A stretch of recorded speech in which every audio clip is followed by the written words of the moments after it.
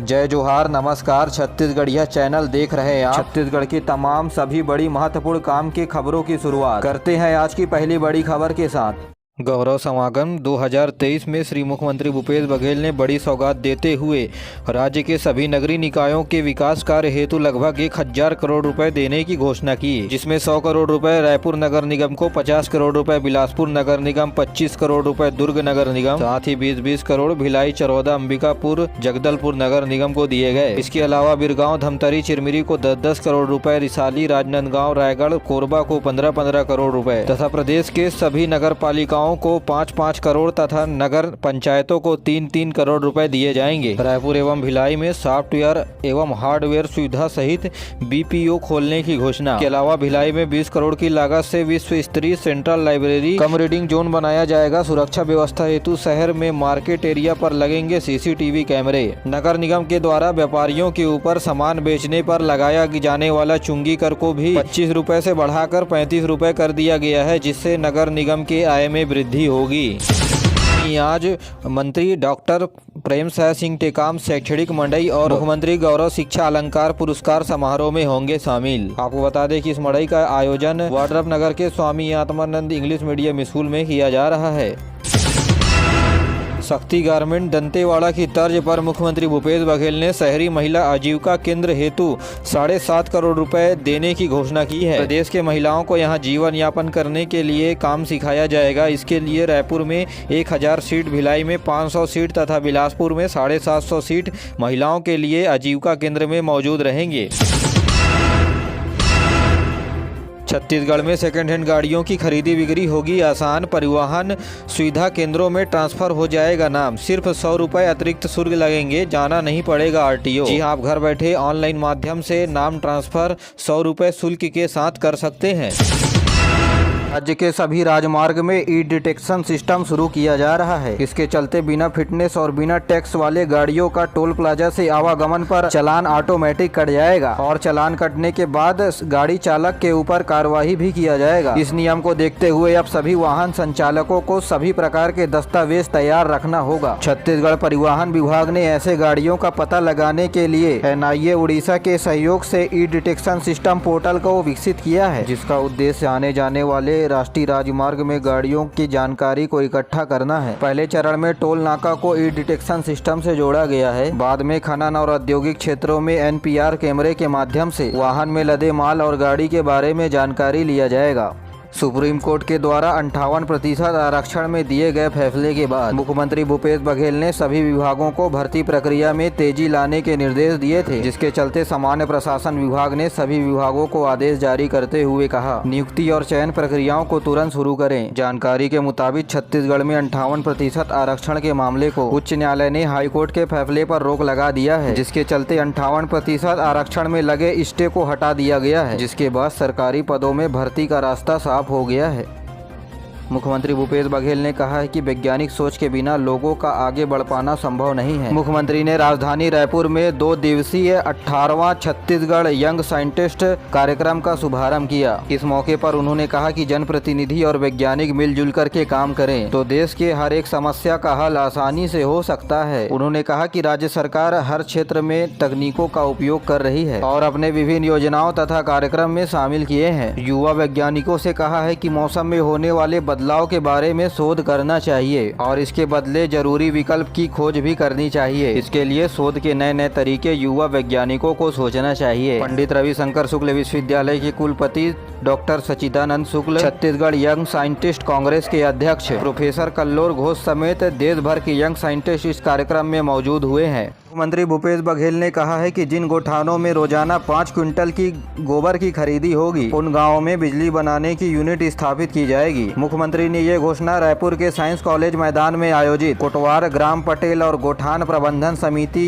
के आभार कार्यक्रम में कहा। इस दौरान वे गोठान समिति के अध्यक्षों और अर्धशासकीय सदस्यों को 1 करोड़ 56 लाख रुपए का मानदेय ऑनलाइन स्वीकृत किया। उन्होंने कहा कि प्रत्येक गोठान के प्रबंधन के लिए 13 सदस्य नियुक्त किए गए हैं। साथ ही गोठान के अध्यक्षों सदस्यों को 750 रुपये और अशासकीय सदस्यों को 500 रुपये की राशि प्रति माह प्रदान किया जाएगा। मुख्यमंत्री ने प्रत्येक समितियों में ग्राम पटेलों को स्थान देने के आदेश दिए हैं। कार्यक्रम में मुख्यमंत्री ने गोबर विक्रेताओं को 9 करोड़ 80 लाख रुपए की राशि ऑनलाइन जारी की।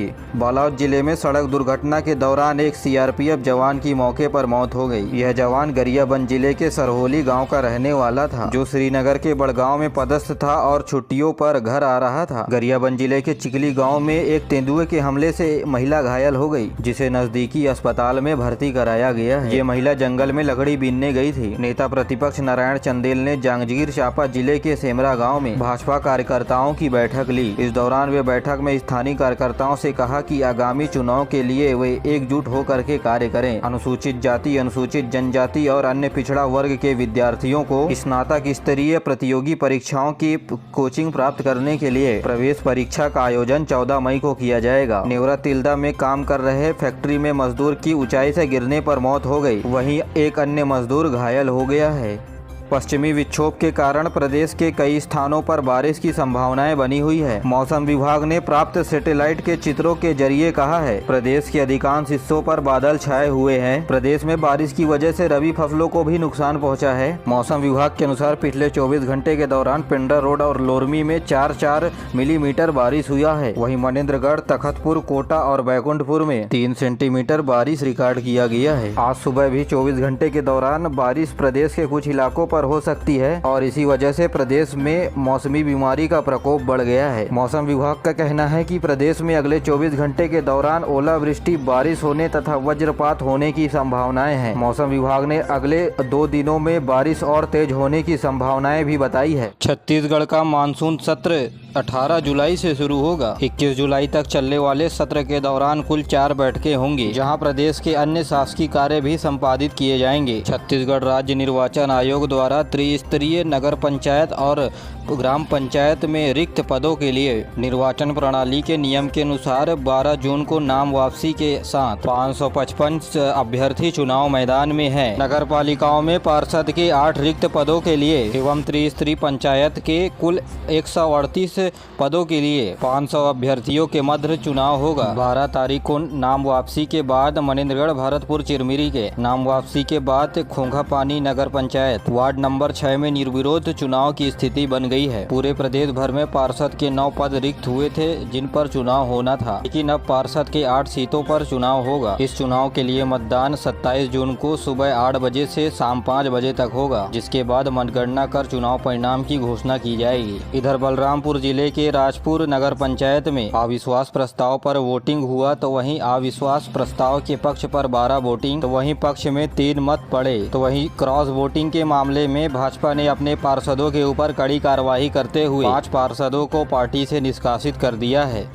छत्तीसगढ़ में 15 जून से मलेरिया मुक्त अभियान के साथ ही राष्ट्रीय कुष्ठ रोग और राष्ट्रीय नेत्र ज्योति दिवस मनाया जाएगा। मलेरिया मुक्त भारत के 8वें चरण में प्रदेश के 23 जिलों में मलेरिया से संबंधित जांच सभी अस्पतालों में की जाएगी। इस दौरान स्वास्थ्य विभाग की टीम के द्वारा करीब 22 लाख लोगों की जाँच की जाएगी। तो वहीं प्रदेश के सभी 33 जिलों में राष्ट्रीय नेत्र ज्योति अभियान और कुष्ठ रोग अभियान सभी क्षेत्रों में संयुक्त रूप से चलाया जाएगा। इस दौरान रोगियों की पहचान कर जाँच और उपचार किए जाएंगे। छत्तीसगढ़ के महामारी नियंत्रक डॉक्टर सुभाष शुक्ला ने बताया कि 10 जुलाई तक चलने वाले प्रदेश में मलेरिया मुक्त अभियान में 2854 टीमों का गठन किया गया है। उन्होंने बताया कि बस्तर संभाग के 7 जिलों समेत प्रदेश के 23 जिलों में यह अभियान 10 जुलाई तक चलाया जाएगा।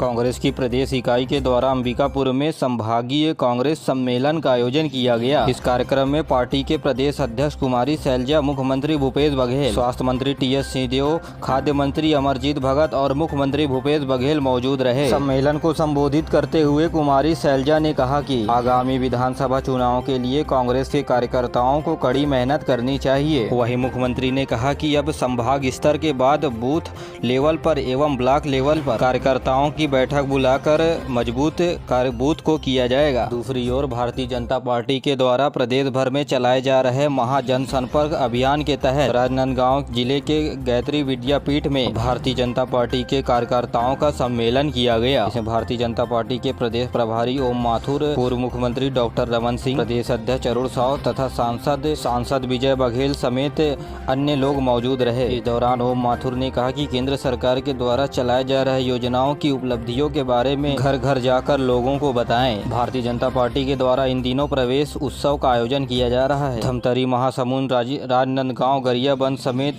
कांग्रेस तथा जनता कांग्रेस के नेताओं ने, इसके अलावा कार्यकर्ताओं समेत 1500 लोगों ने भारतीय जनता पार्टी की सदस्यता ली। प्रदेश अध्यक्ष अरुण साव और अन्य भारतीय जनता पार्टी के विधायकों के समक्ष इन्हें प्रतिज्ञा दिलाई गई। भारतीय जनता पार्टी के प्रदेश अध्यक्ष और बिलासपुर के